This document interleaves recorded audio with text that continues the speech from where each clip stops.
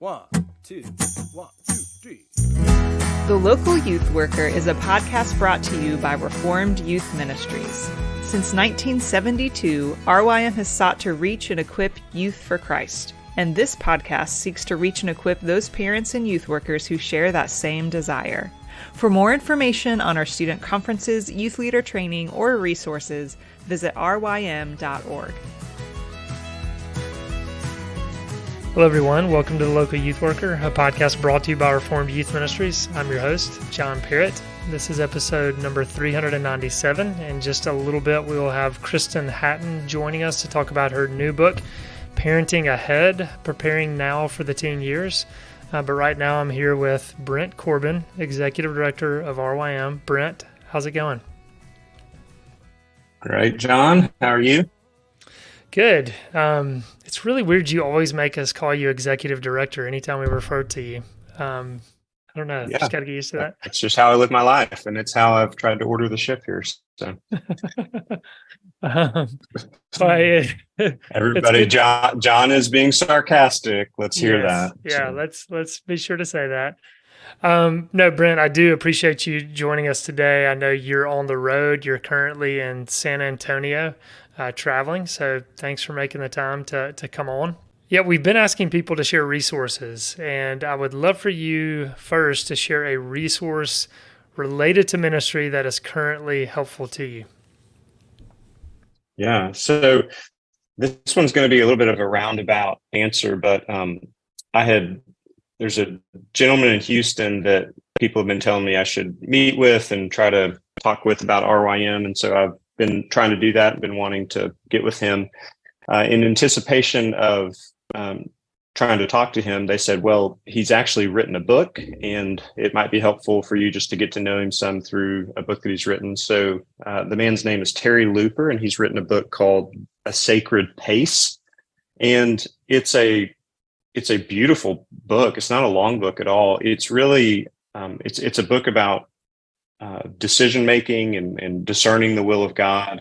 And I've run into a lot of books like that just through the years, especially through years of doing college ministry, because that's a perennial question that college students are trying to discern is, do I do this or do I do that? Or do I date this person or marry this person or not? You just kind of, it's a big question time of life.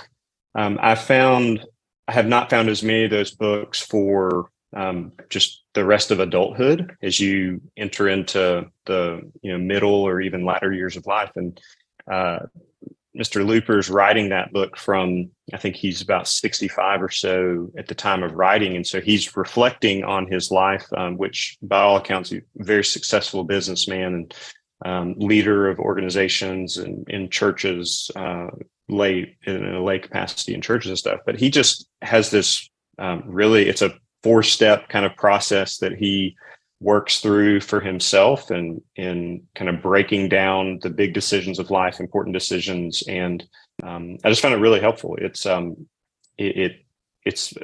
by the title, it's a sacred pace. So it's a lot about slowing down and not just rushing through those big decisions, not taking on the anxiety of the situation, but trying to remove yourself from everyone saying you have to make the decision right now, to saying, I've got to slow down, I've got to pull back, I've got to gain wisdom and talk to people who might have something to say about this issue. Anyway, it's a really neat book. I never do this.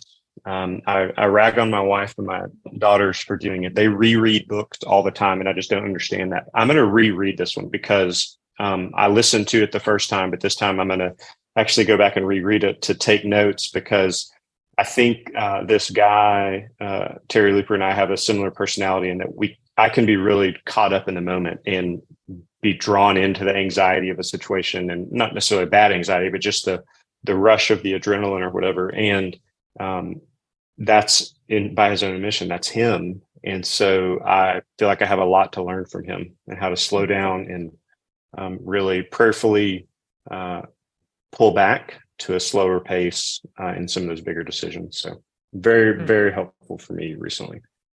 No, that sounds very interesting. I might have to check that one out. And I've got to put you on the spot here. You said you listened to this. Did you listen to it on like time and a half because it's a sacred pace. I just thought of the irony there. No, no, straight up. Okay. 1X. Good job. Way to go. Way to go. Sorry. So I do have to ask as well, other resources, that's something that's not related to ministry, a resource that's, and again, we keep telling all our listeners, this is resource kind of loosely, something that's just kind of been a blessing to you. Yeah. We were up in Pennsylvania in the month of March for the Northeast Youth Ministry Summit, and I got to talking with Walt Mueller and his wife, Lisa. Lisa grew up in, what's the name of that town? Whatever it is up there. Youngstown. That's not Youngstown. That's Ohio.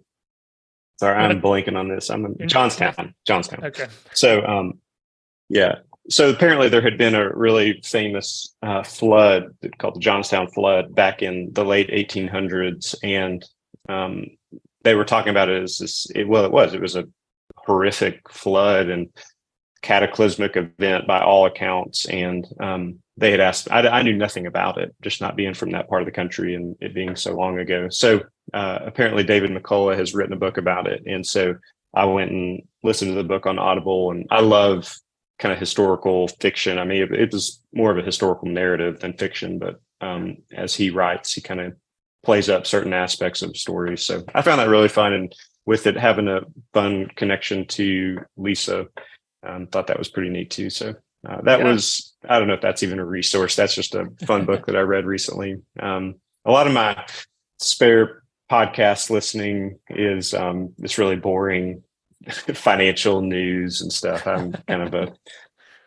I don't know. Those are when I work out, I listen to various news information stuff on financial markets and macroeconomic events and all kinds of stuff, it just is as boring and nerdy as it sounds. So I apologize to all the listeners for enduring this. Well, you say that, but I can guarantee there are listeners out there who that just resonated with, and they think, yeah, I love that kind of stuff. So anyway, you never know who's going to resonate with that. So Brent, hey, thanks for sharing those resources. I'm sure people will be blessed by that. For now, here is Kristen Hatton.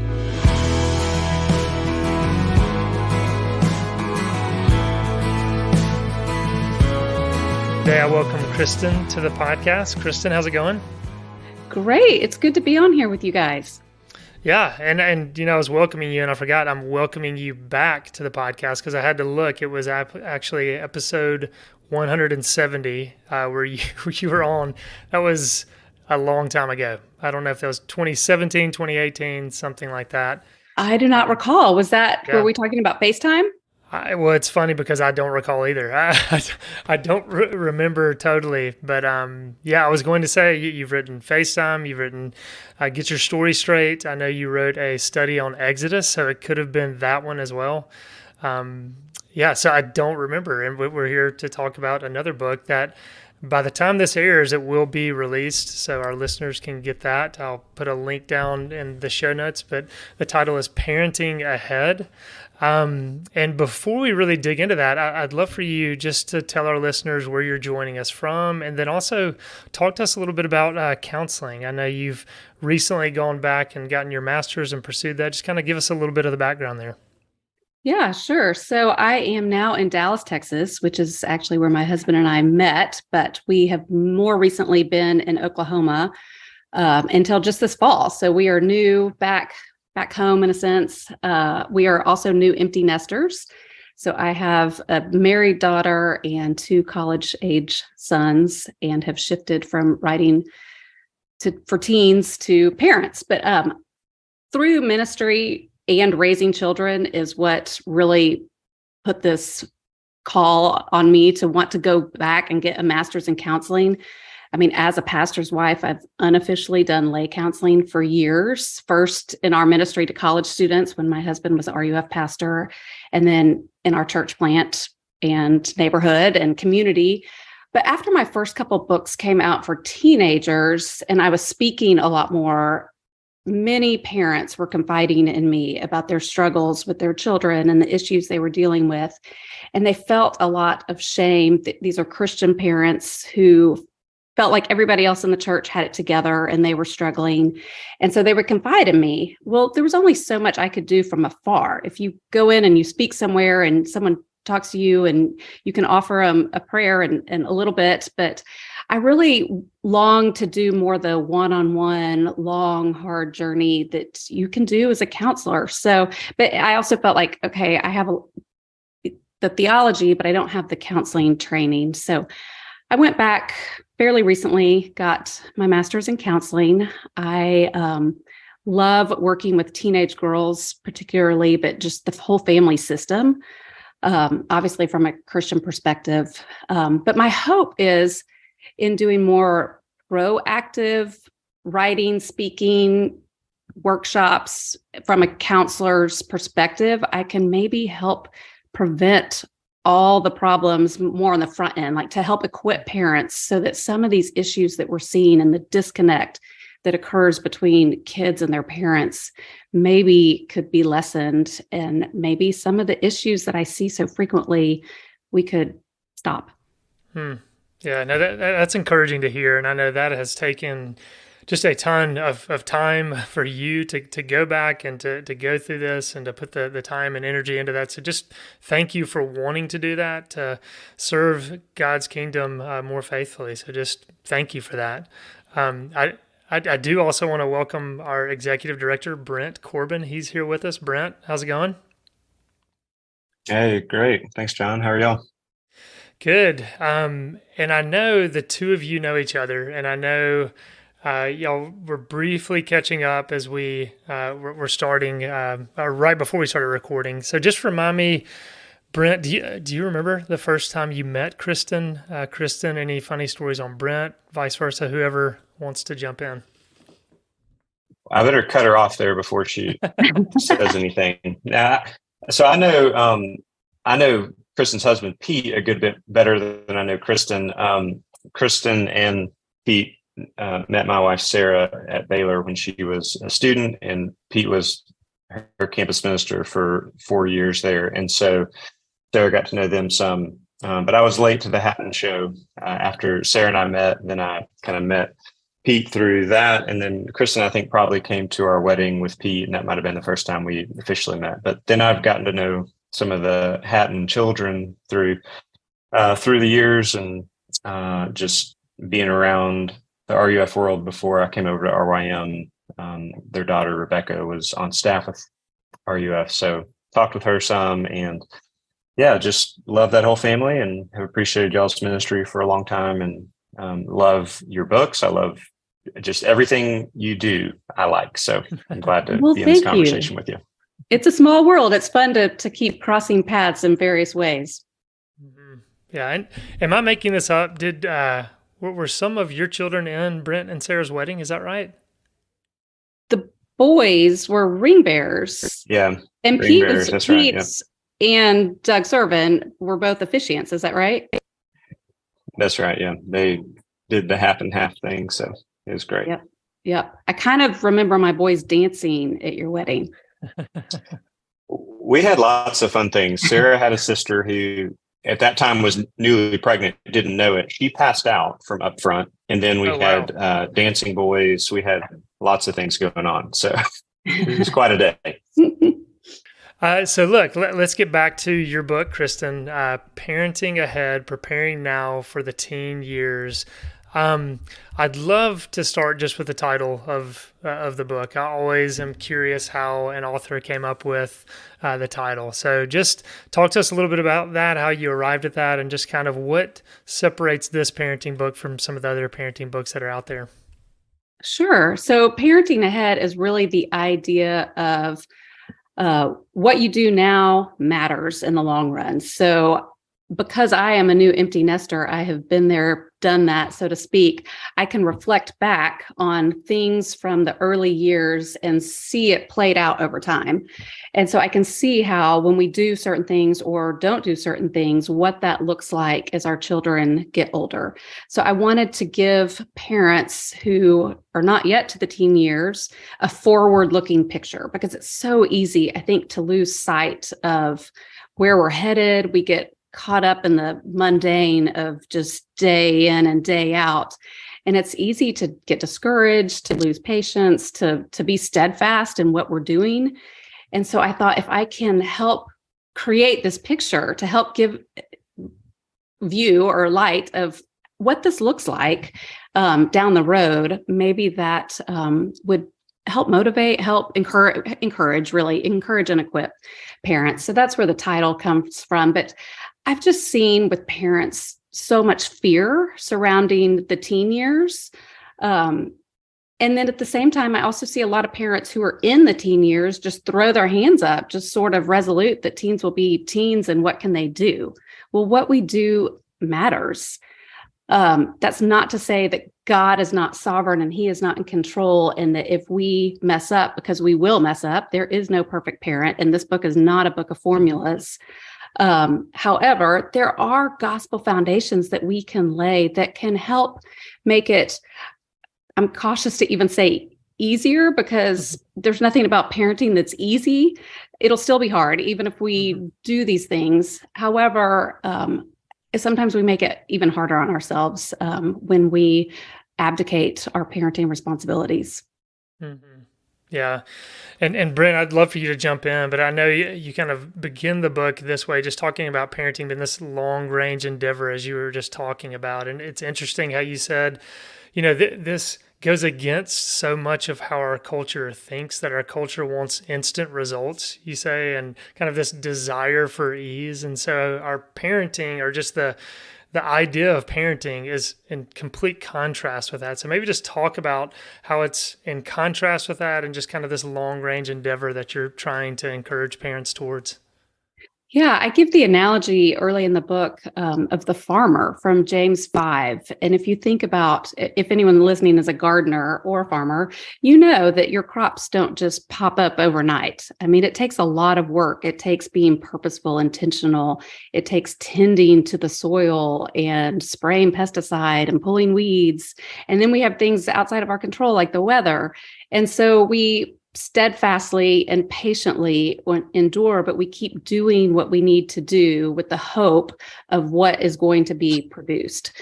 So that's an analogy I give, that to encourage parents to be patient, to not give up, to be steadfast, to keep the longer range goal in mind, and not get lost in the daily, which I know only by the grace of God is that even possible. So I know human efforts, that's really hard. We need community. We need the church. We need each other. We need God's word. We need his truth to help remind us of these things. In that early on too, you make mention in the book, just the statement of how entrusting our children to God is often a great challenge. I know for myself, entrusting my children to God is easy early in the morning, when it's very quiet and I'm in there reading the Bible and praying, and it's, I give my children to God again that day. But the moment they wake up and the crazy starts, I feel my temperature rise, the temperature in our house rises, my desire to not just parent, but to control my children and to, micromanage their lives in all kinds of ways to keep them from pain and all the various things that could affect them negatively during the day. How have you learned, both through your own experience with your own children and then in the realm of counseling and leading others, how to bring the gospel and how to help parents to fight the instinct to control our children, because it's readily available, that desire. Our culture and just the world we live in kind of encourages that in some ways, the helicopter parenting stuff. So I don't know, what help could you give for us in that realm? Yeah, I mean, the temptation to control and protect, to order, it is is strong. I don't think there's anything harder than trusting God with our children, and that patience that I talked about, because we see things in our children that cause a lot of fear. I mean, I talked about just the fear I see in parents, and so often because we do want the instant results, we start focusing in on their behavior and not their heart. And so we lose sight of what is it we really want to produce. Do we want moral children, or do we want children who love Jesus and know they are loved by Jesus? And so it shifts our focus. But I mean, I can tell you, you'll read in the book too, that I very much tried to control. I was a huge nag to my daughter, who was our oldest. So for me, it really came through the fire of parenting and realizing my own idol of control and the futileness of it. That ultimately God is writing the story for our children. And this is encouraging, or maybe not, but he uses their sin and struggles and our sin and struggles to accomplish good. And I am better able to rest in that now than I was, a decade or so ago, when Rebecca was an early first teen. Now she's almost 25. But I've really come to rest more in knowing that, okay, he is in control. He loves my children more than I do. They are going to experience trials and struggles that I can't fix.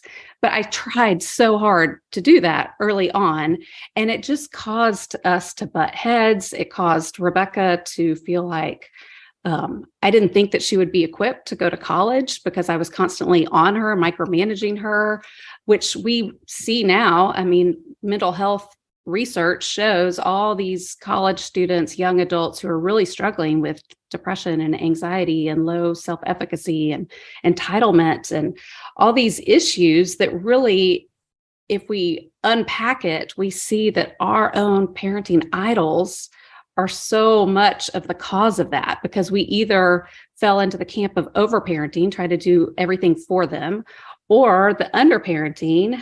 We just wanted to give in to their every desire so that they would be happy, and yet that leaves them also ill-equipped.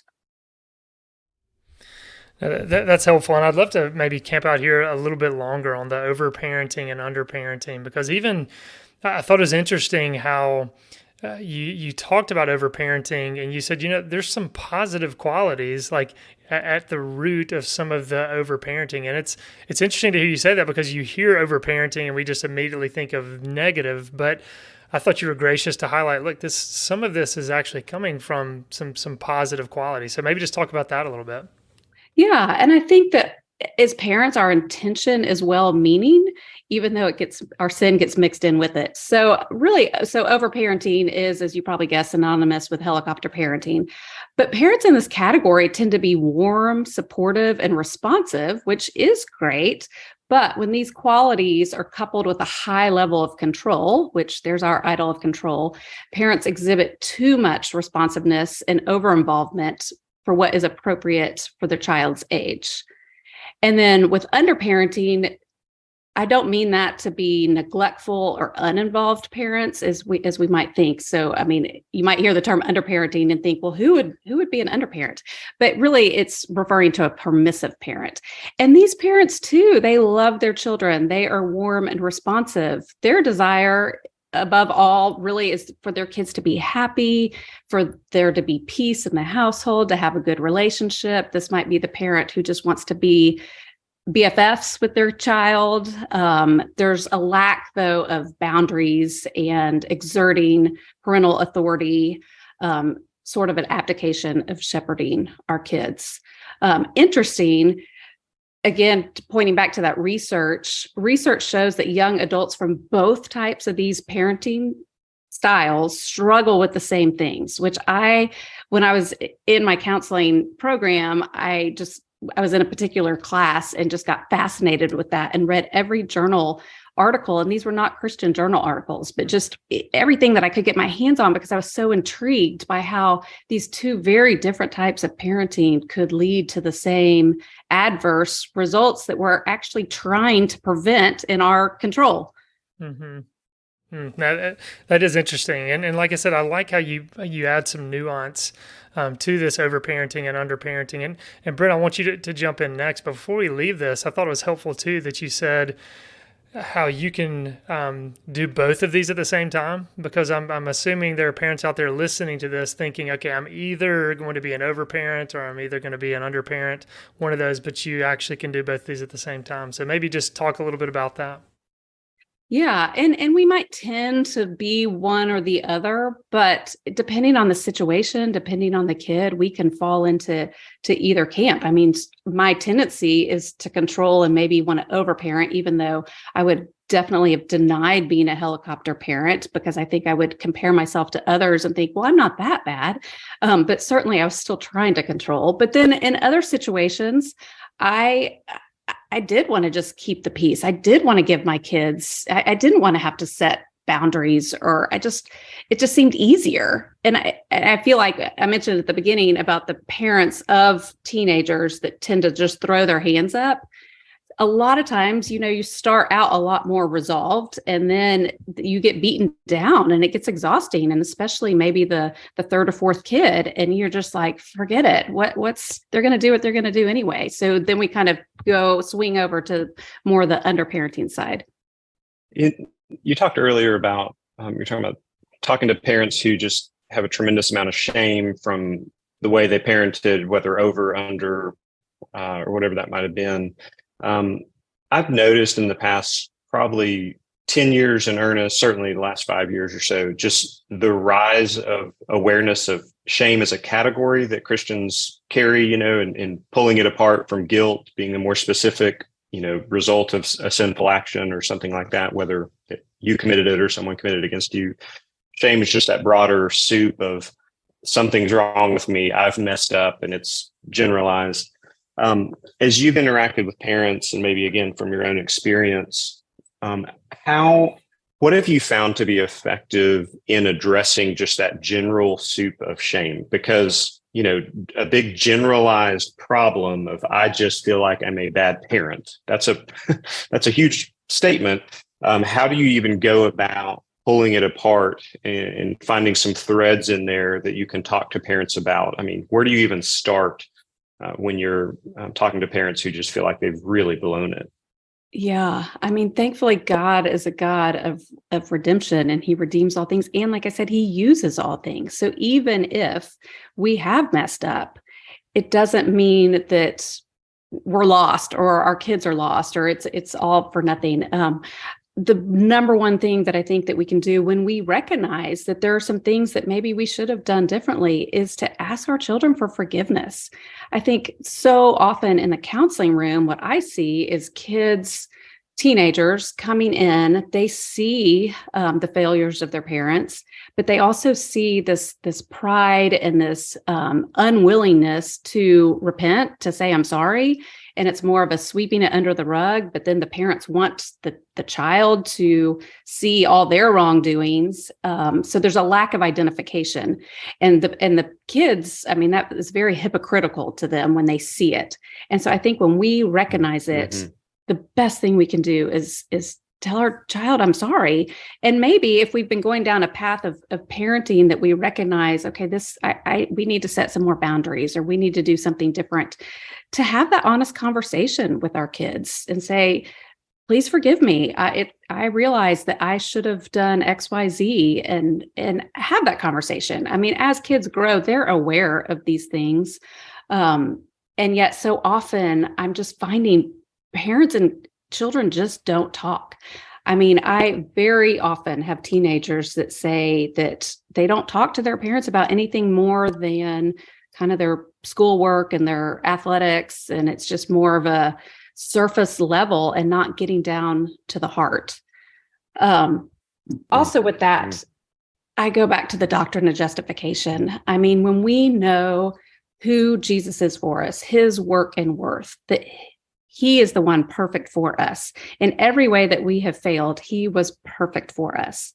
And so we're covered, and that can enable me, that can free me to know that even though I have messed up, Jesus was perfect for me. And God smiles at me because I am wrapped in the robes of righteousness of Christ. And that I hope can help free us of our shame. So I talk a lot, like when I'm speaking with parents, when I'm visiting with moms, I do some moms, like counseling groups, because there is such a struggle. I see it too, just the thinking that we have to be perfect and the fear that I can't do anything wrong and the keeping up with what everybody else is doing.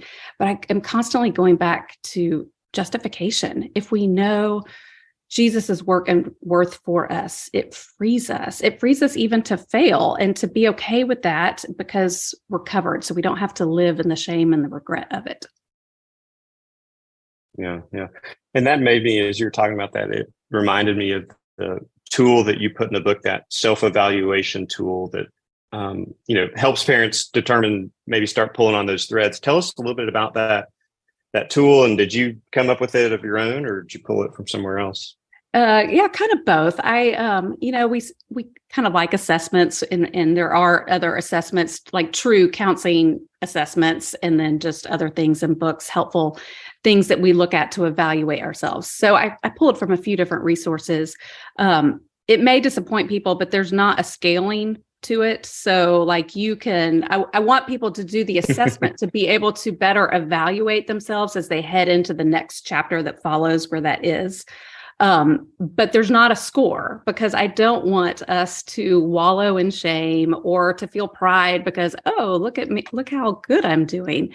It's really more to help us be mindful or self-aware of the things that we're doing, because I think so often we don't really connect the dots to see how our actions connects back to what's in our heart that's driving it. That's good. I know in one of the sections of the book, you talk about parenting pitfalls. And I thought it was really interesting that you said one of the pitfalls as parents is not having a theology of pain. And I'd love for you to dig into that a little bit more. I think it might be chapter 6 that just talks about how important it is for us to establish a theology of pain with our children. Yeah, because in this world, we will have trouble, right? And I've been thinking about that a lot since the shooting in Nashville, that if we don't have a theology for suffering, then where is our hope? How can we make sense of anything?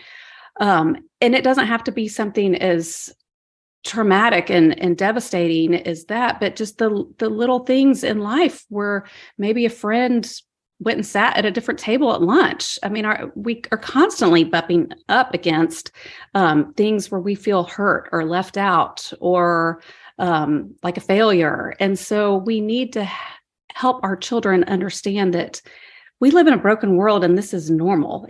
We're sinners. The world is broken. We are going to experience trials and suffering. And this unites us to Christ. It unites us to one another. And where is our true hope found? It's not found in any of these things that we might seek in this life. We have something more, something greater, something eternal. But so often we don't talk about these things. And then we act like when we experience trials and suffering that it's something abnormal or that it's only happening to me, instead of seeing that like this is actually the normal life ever since the fall. Kristen, you in the book talk about being honest with our kids about our own shortcomings and sins. And for most of us who are believers, we know the tremendous benefit that comes when you have the Me Too moment and, you're sharing something and someone else looks across and, says Me Too. C.S. Lewis says that's when true friendship is born, when someone else sees you in that place and, you relate to them in that way. As parents, though, there has to be some sort of way to appropriately share with our own children about, some of our shortcomings and sins. And then maybe there are things which aren't appropriate to share. How do you navigate that? How would you suggest parents out there who are trying to have those deeper conversations with their children, not just talk about sports or grades or whatever? What tips or what's a guidebook that you might give us for trying to dip our toes in the pool of vulnerability without, putting a deer in the headlights face on our kid as they hear from their parents? Yeah, that's a good question. Because I think we tend to think, oh, I can't possibly let my child know what I was like in high school, because then they're going to have a free pass to do that too. When in actuality, as they get older, we found that it's helpful as these things come up to be honest, so that they can hear from us our grief, what we've learned, what we regret. I found for a long time, Rebecca thought that I was perfect because I didn't intentionally try to present myself as perfect, but I just wasn't letting her into any of my struggles or sin. And so she had this false perception of me and felt like she couldn't possibly measure up because I didn't struggle with anything. And so it's important for them to, like you said, to me too, we're in the same boat together. So obviously, as our children, when they're young, there's certain things that we're not going to share. But as they get older and as we start having conversations about different things, it may look different with different kids and what they're dealing with. But I think it is important that we let them into real life. Like, we have walked this life. We do understand. No, they're dealing with things on a much greater degree than we ever had to with just the shifts in culture. But we are sinners and our sinful hearts are no different. And so we do have things that we can offer them to help them see the emptiness or the vanity and different issues. But most of all, I mean, just identifying with our kids. And I think that when our kids get caught, say, doing something, it's so easy to want to just ground them, send them to their room, shame them, correct the behavior.